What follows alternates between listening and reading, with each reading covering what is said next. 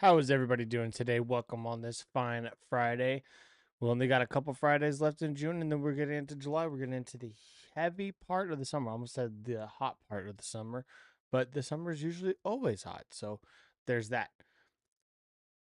With that, we have some news today going over some more rumors about James Bond, a lot of Superman news. Oh, wow, this is all jacked up. Hold on there. Okay, well, I guess that'll do for today. I gotta fix it. It got moved. Uh, James Bond news, some MCU news, some Star Wars news, some Superman news, lots of news on the superhero front.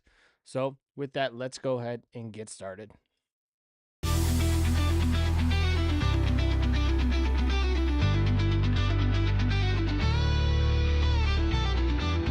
All right, so let's see here. Moving into the James Bond front, Aaron Taylor Johnson continues to field James Bond rumors at the 28 Years Later premiere. So 28 Years is Aaron Taylor Johnson's new film. Comes out today, this weekend.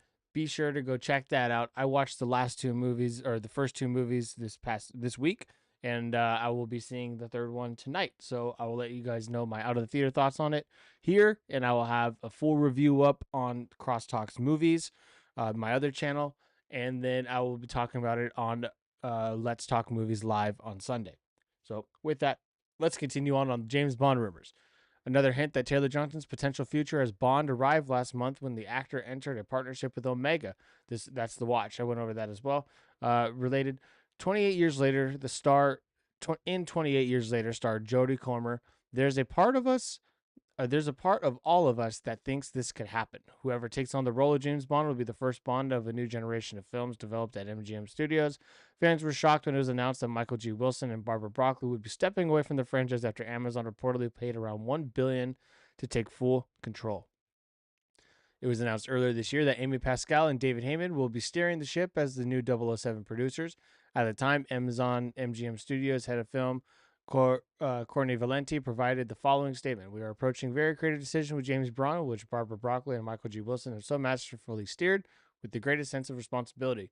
Part of an elite group of producers who have developed and managed massive film franchises to box office success and critical acclaim, Amy Pascal and David Heyman are two of the most accomplished, experienced, and respected film producers in our industry.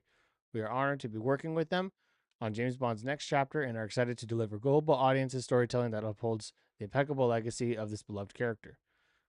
So, what I found frustrating with this article from Joe Blow is that Aaron Taylor Johnson does not continue to field these rumors at all. The rumors of Aaron Taylor Johnson being James Bond are fueled, but not by him himself. So it's a tricky article there. So I mean, clever on them for getting the clicks, but I mean, I don't see any quote here from Aaron Taylor Johnson. I don't see shit. But what I do see is Jodie Comer saying that her and her co-stars think that it could happen. Wow, this light is way off. Okay, that already looks way better. They think that that could happen. So it's really gonna bother me now. The co-stars think that it could happen. So, I mean, I want it to happen, but like, bro, don't be saying Aaron Taylor Johnson said something or fueled something when he didn't. Don't put words in the guy's mouth. That's not fair. Nobody likes that. So come on, Joe Blow. You got to do better. You got to do better, Senator. So with that though, that is the next. That is technically the next fuel to the fire of Aaron Taylor Johnson's James Bond. Do you support Jodie Comer and apparently the rest of the cast that thinks he could do it? I do. I think he'd be great as James Bond. Um, Let me know your thoughts down below or in the comments. Okay, next up. Yesterday, there was some news that the X-Men movie got a director, and this came out. This is kind of weird what happened. So it gets announced Fantastic Four 2 is happening set for 2028. Cool. And it's not even announced from Marvel. It's a rumored speculation. And then yesterday, Disney announces Marvel's got a Disney 2828 movie on the schedule, which puts four movies for 2028. And then later that same morning, oh, X-Men director confirmed for 2028 movie. So now you got potential Fantastic Four 2, potential X-Men movie, all in 2028 with a December 2028 announcement made. And then there's still 2 other movies in 2028. I don't think those will happen, but still. So then that gets you going like what's happening in 2028? But also, who's this director? And so stories had come out that they have a director, and then it came out that like, oh no, it's not true. So let's see what CBR has to say. Per Variety, Disney has added an untitled Marvel Studios movie with the December 15th, 2028 release date to its upcoming calendar. This will mark the 4th MCU movie scheduled for 2028, as the studios previously set aside the dates of February, May, and November. So I went over this yesterday.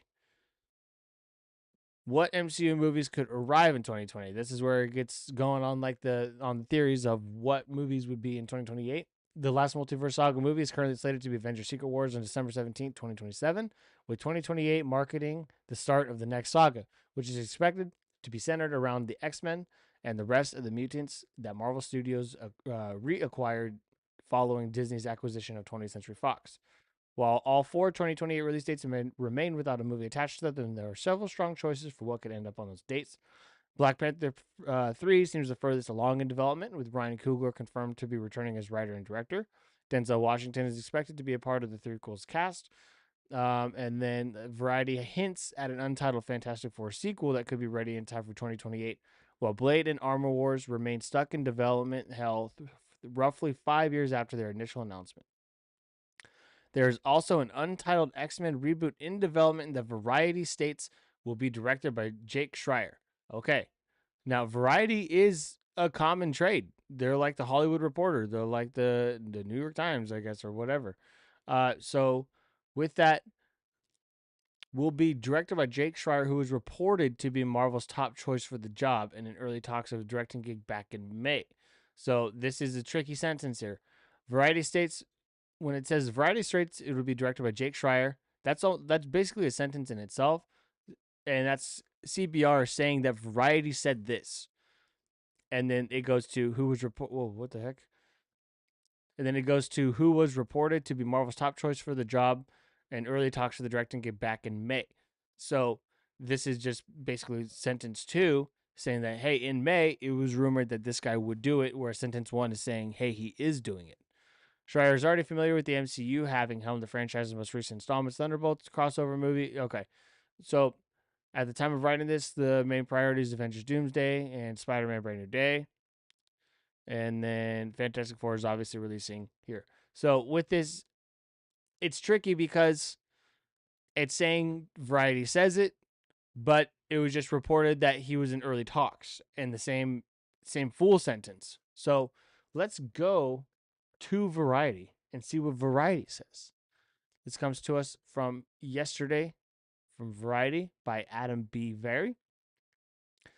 Disney announced on Wednesday that Marvel Studios is scheduled to release an untitled movie on December 15th. It would be the 4th feature that year, and with previously announced films for February, May, November, what we just went over. Should all 4 films hold on to those dates, which is nearly not certain, or which is not nearly certain, true, it would be an unexpected move for the studio to given CEO's public admission that Marvel lost focus by making too much. Okay. So then it goes into quotes.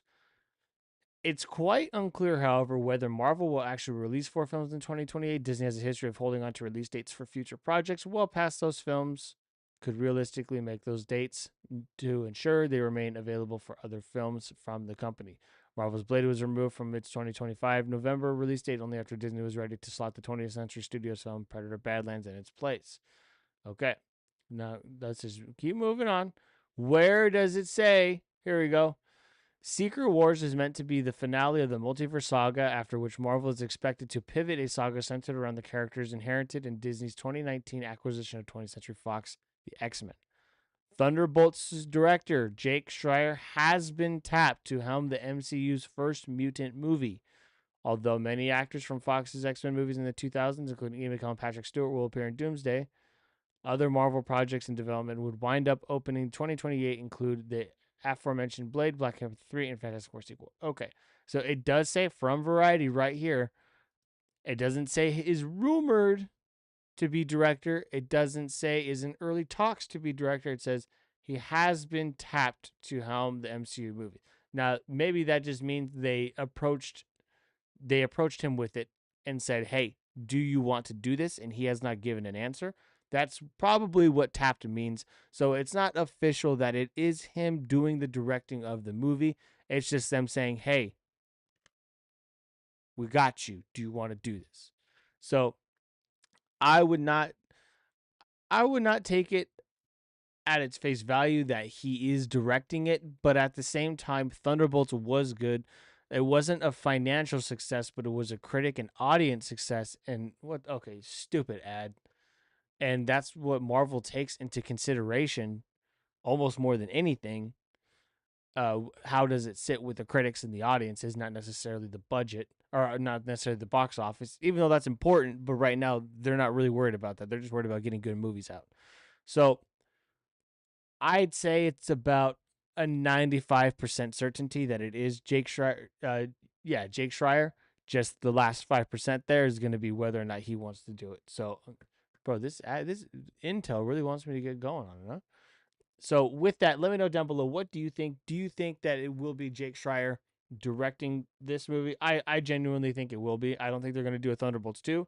I don't think they need to do Thunderbolts 2 either. But with that, let me know what you think down below. Would you like to see him direct it, or would you rather see somebody else direct it? Let me know.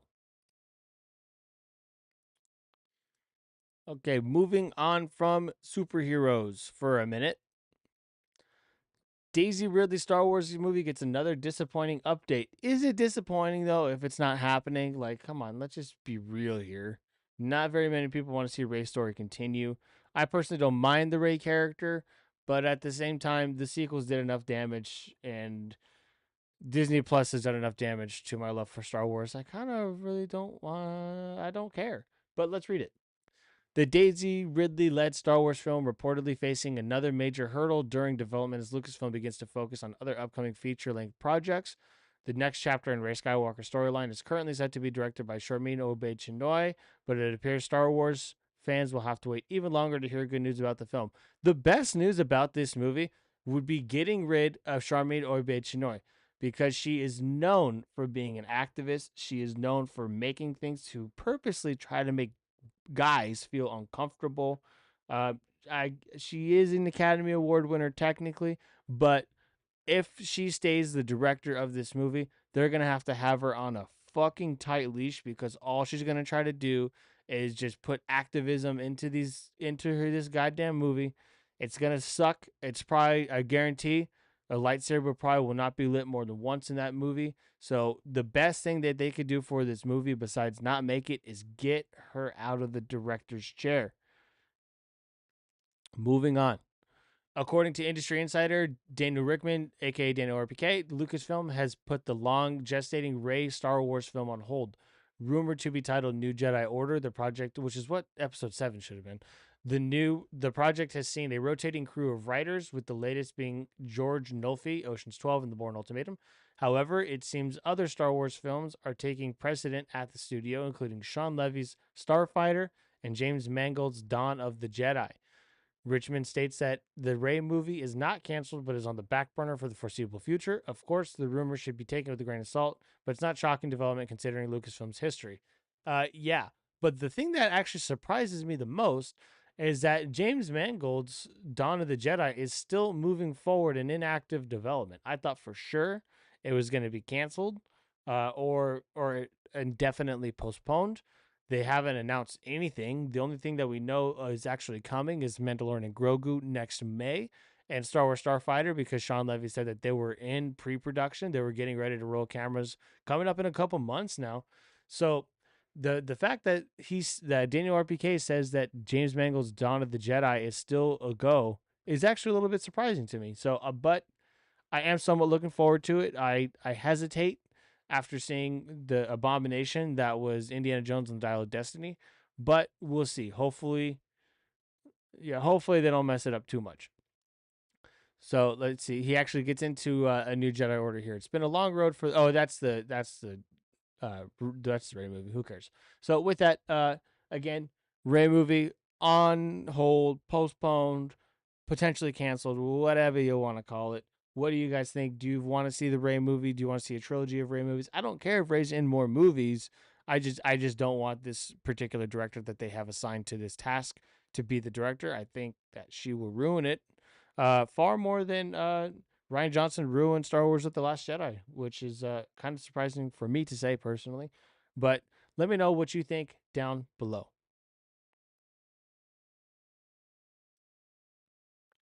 All right, let me move on here.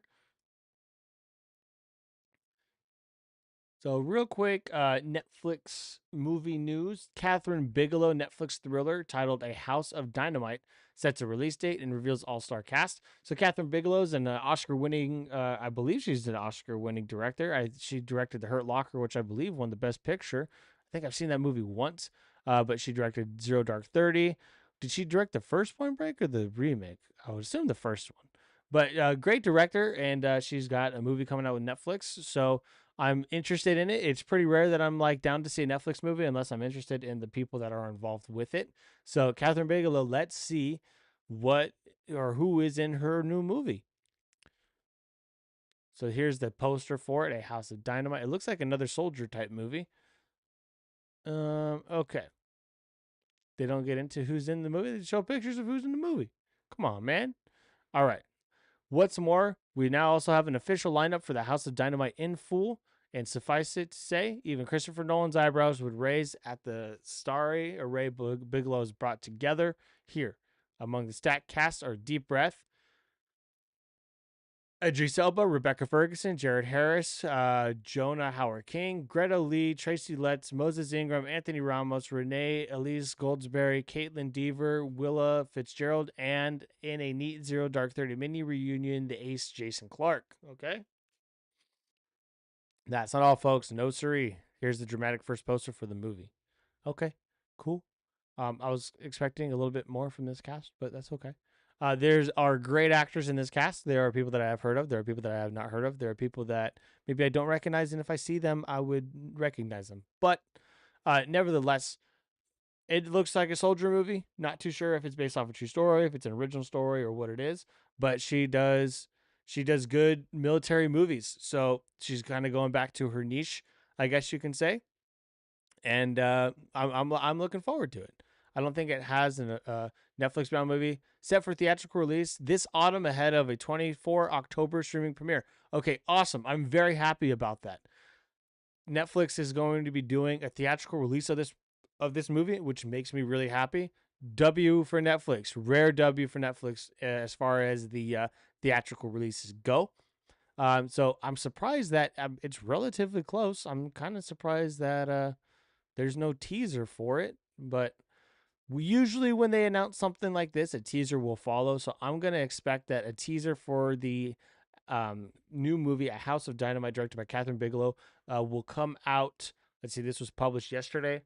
I'm going to assume it will come out this weekend or on Tuesday. And then so if when it does, I'll go over it then. I'll react to the trailer then. So let me know what you think in the comments about Catherine Bigelow's new movie, A House of Dynamite. Let me know what you think about the cast. And let me know if you have any interest in seeing it. Without seeing any footage, I have an interest in seeing it. Maybe that'll change after the trailer. Give me all your thoughts down below.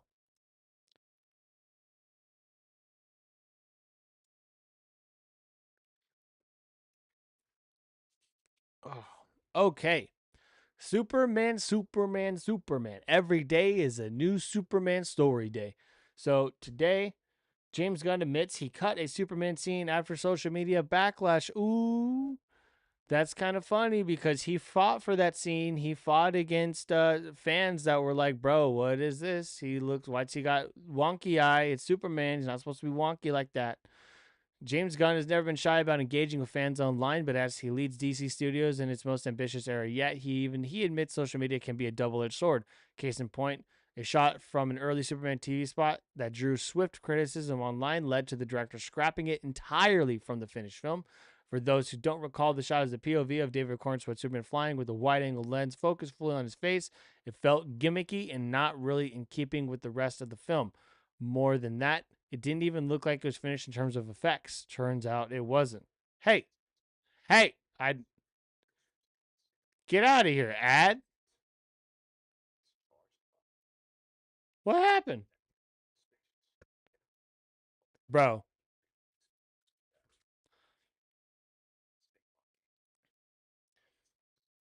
get out of here, Ford. This stupid ad, bro. What is this? And my stuff's like frozen. Okay. Thank you, Ford. I don't want your ad anymore. No. Bro, I can't even read the thing because it's just like stuck. Okay. Uh-huh. Okay. Okay. I just guess I have to refresh the page. Sorry about that. That was a little ridiculous. Okay. Double-edged sword. Okay. It was a photograph of him. It was a photograph of his face and him flying, Gunn told Entertainment Weekly of the now deleted moment. It was a photograph of the drone flying in front of an actual background, so all the pieces were real, but it was incorporated in kind of a funky way. I didn't love the shot, so it's not even a shot that's in the movie. While the online discourse included speculation that the visual was generated by AI, Gunn clarifies it was more a placeholder than anything. Sometimes I'm pretty strict about going through each shot in a trailer, he explains, but sometimes the commercials I forget to look at as closely. So this one kind of got by me. Why is James Gunn so active on social media? So this is the image. The image doesn't look as bad as it did in the clip, but I'll pull up the clip in a minute. This kind of transparency has become a hallmark of Gunn's approach, but even he admits the job's gotten bigger and louder since taking over the DCU. I think that just happened naturally, he says in a relationship social media, but I'm much, much less active than I've ever been because it's just too much. That doesn't mean he's completely tuned out. When false rumor risks hurting someone's reputation, like a misreported casting or director attachment, he's quick to shut it down. For the most part, he lets it speak for itself. In Superman, starring Rachel Cornsweet, Jesus, David Cornsweet, Rachel Brosnan, and Nicholas Hoult is a big part of that, and blah blah blah. Okay, so let me go to. Are they going to show the? Nope, they're not going to show the clip, huh? Okay, I'm going to go to the clip. Superman TV spot Weird Eye.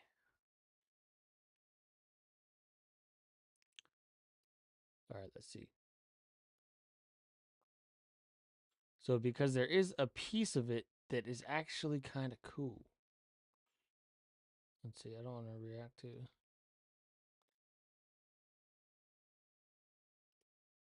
Okay, so there it was. So, but I want to make it known that a piece of it is kind of cool. God damn it. Okay. So the TV spot itself is cool, and then also a flight piece of this is cool as well. So let me go over here and actually show this in full.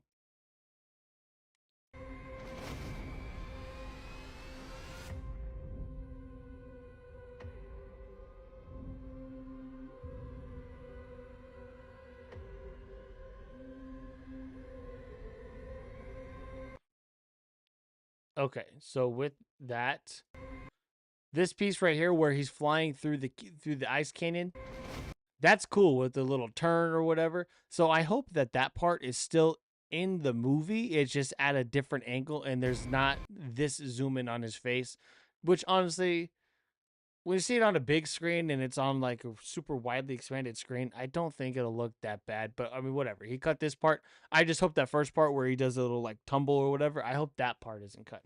But go ahead and let me know down below, what do you think about this particular Superman scene being cut entirely from the movie after backlash online? Let me know what you think about that. Did you want to see it in the theater? Do you not care? Are you going to see Superman either way? Are you going to make fun of James Gunn? I mean, I'm not. This happens. It happened with Sonic, so it's like there's really no difference in that kind of sense. So with that, I'm going to be going on to another Superman topic, and that is it gets a new theatrical poster as fans share reactions to 30-minute preview screenings. Where the hell were these, and why wasn't I there? Come on, man, that's not fair. So this is the new poster. It begins. I will say the suit looks much better here than even in the movie itself.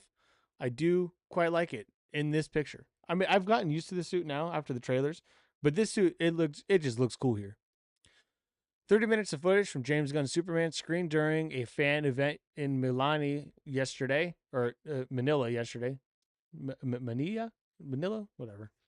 And we have some reactions from those in attendance, along with an awesome new poster. Oh, okay, that was in where they're doing the. That's where they started the.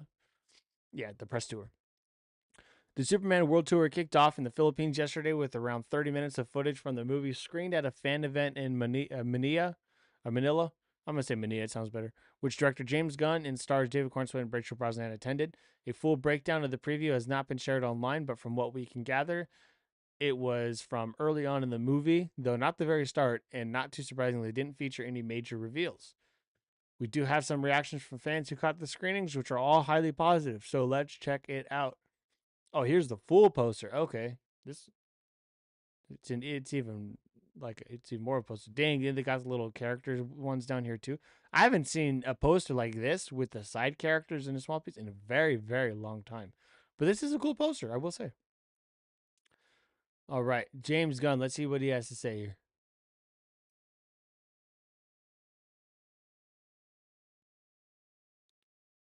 Oops. Hold on, let me turn the volume up.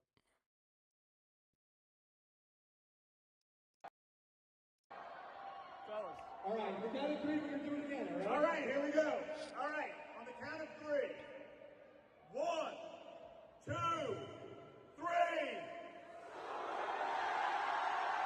3. That's cool. Thank you, Manila. It is Manila. The Garrison Cleaners. All right. Okay, that was cool. Now let's see. Is this just the moving poster?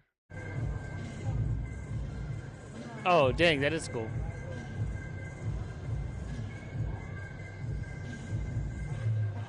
It's like 3D almost. Okay, that's cool. All right. No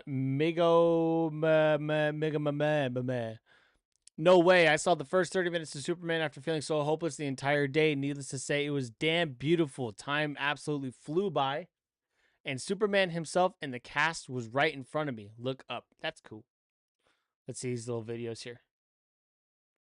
Okay, that's just in there. I said, this is a movie. I said, this is a movie. I said, all right. That's enough there. Okay. Let's see who said something else. Geek Culture. We were treated to the world's first 30-minute preview of Superman, and it was wondrous in IMAX at the Global Talent Tour stop in Manila. All right. Are they going to do this everywhere they go? When's the Los Angeles one? It's probably on the 8th when I'm actually seeing the movie. Maybe the 7th. John Williams' iconic soundtrack, and we can't help but look up. I won't be prepared to see how Jimmy Olsen's Riz is winning over the ladies of the Daily Planet. Let's go, Jimmy. All right, so let's go to another one. Shawnee Matt, I got the chance to watch the first 30 minutes of Superman, and it was amazing. David Cornswet and James Gunn have done it. Super stoked for this one.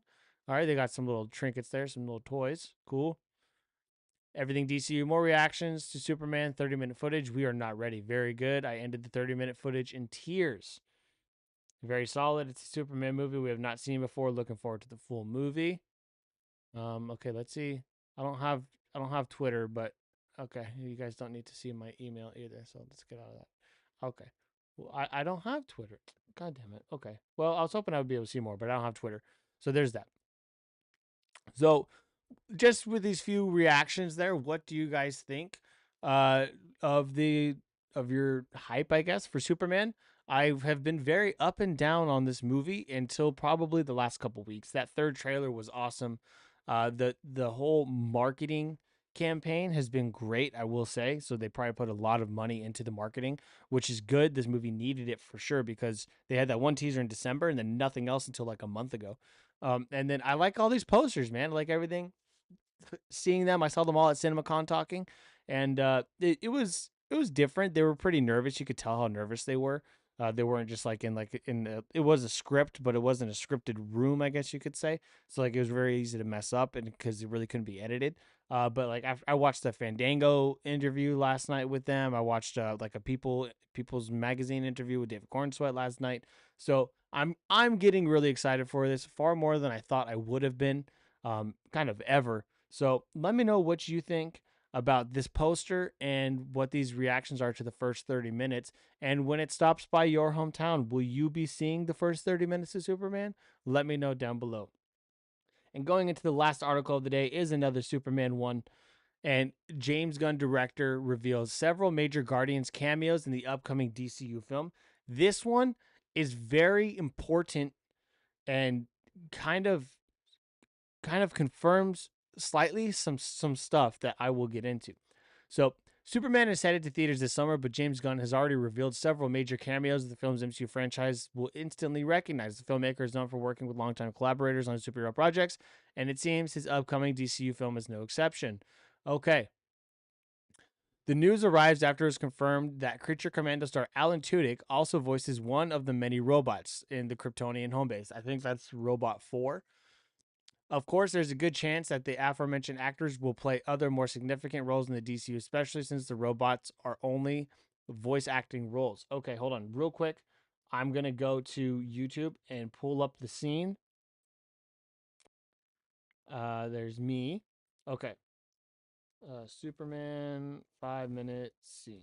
Okay. Let's see here.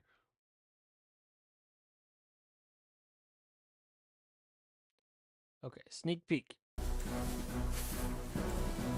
Yikes, that's loud. Okay, hold on. I'm just going to jump right to it. All right, let's see. We'll watch the scene.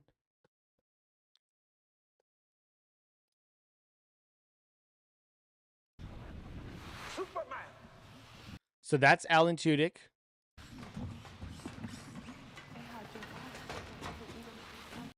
Okay, so you hear that person talking? Here, let me move this actually over a little bit. Let me go back.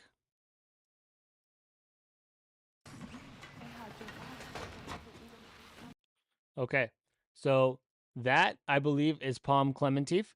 James Gunn says Palm Clementif is one of the robots. In that same scene, it's Bradley Cooper, Palm, and Michael Rooker as another one of the robots. Michael Rooker is also, he was in the Suicide Squad. His character died. He's going to be, I think, in Peacemaker Season 2 as a different character because it's an alternate world. But let's go back and keep listening for these robots. Okay, so that's very clearly girl voice. Di Caralel. Okay, that is Bradley Cooper for sure.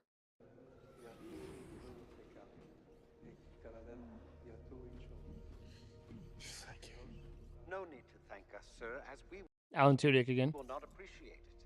We have no consciousness whatsoever, merely automatons here to serve. Meet 12. She's new. He looked at me. Palm Clementif. 14 fractured bones. 14 fractured bones. That's Michael Rooker. Now that I've seen that, I could actually hear the voice. Okay. What is important about this? What's important about this is that it was heavily rumored that a big star like Bradley Cooper would be in Superman, but he would be playing Jor-El. And Jor-El's consciousness would be in one of those robots, and they would not speak English. They would only know Kryptonian. So, and it wouldn't be translated for us or anything, I think. But it was definitely rumored that Bradley Cooper was in the movie. When this came out, you can very much recognize his voice. But the rumor, a big rumor, and a big kind of almost plot leak that has come out, I tend not to believe them until I see the movie just because it ruins my experience for me personally. But a big rumor is that Jor-El has sent Clark or Kal-El, Superman, to Earth to take over, to conquer. And so I don't know if that's a rumor that is in the actual storyline of Jor-El for Superman, or if that's Lex Luthor breaking into the Fortress of Solitude, taking that knowledge and using his own AI to twist that into making the public think that that's why Superman's here, even though he is not.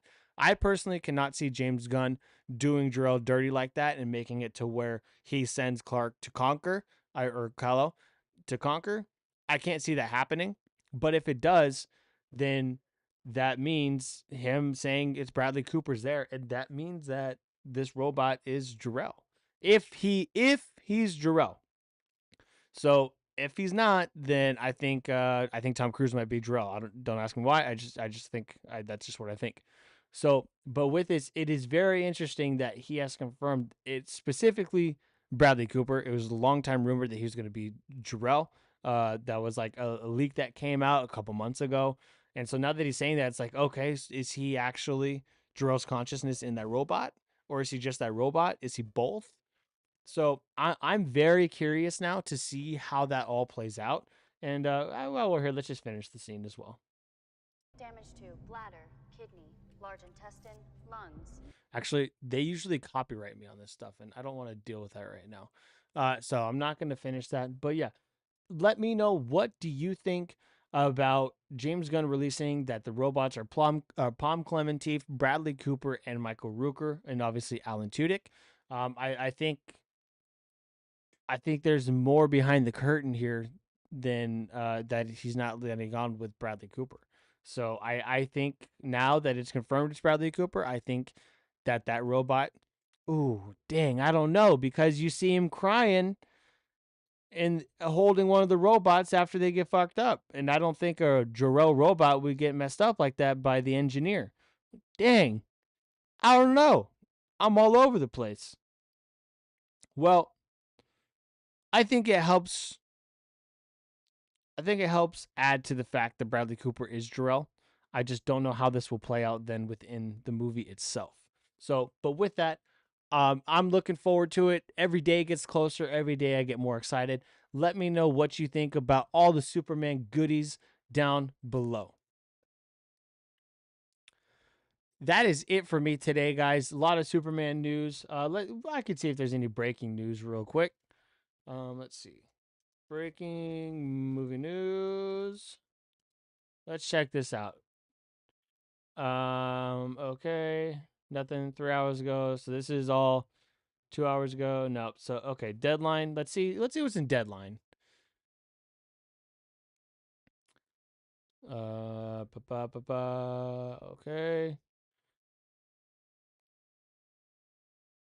Outer Banks is promoting some people to series regulars. Cool. I gotta get back on that show. I think I'm on season 2 or 3. All right, nothing in the breaking news aspect of stuff. So with that, that'll be it for me today, guys. Thank you so much again for watching. Thank you for tuning in. If you're watching it on the replay, thank you for that as well. Be sure to like and subscribe. Again, every 100 subscribers that I get, I will be doing a subathon that will last anywhere from 12 to 24 hours. I'll start at 12 no matter what, and for every couple subs that I get throughout that marathon, I'll extend it by 15, 30 hour, whatever it may be, until I hit a 24-hour mark. But in order to do that, I got to have 100 subs, and I'll do that same kind of subathon style every 100 subscribers. So this channel in particular, this live channel, I have the most subscribers. I have 90, so I'm only 10 away from getting 100 subs.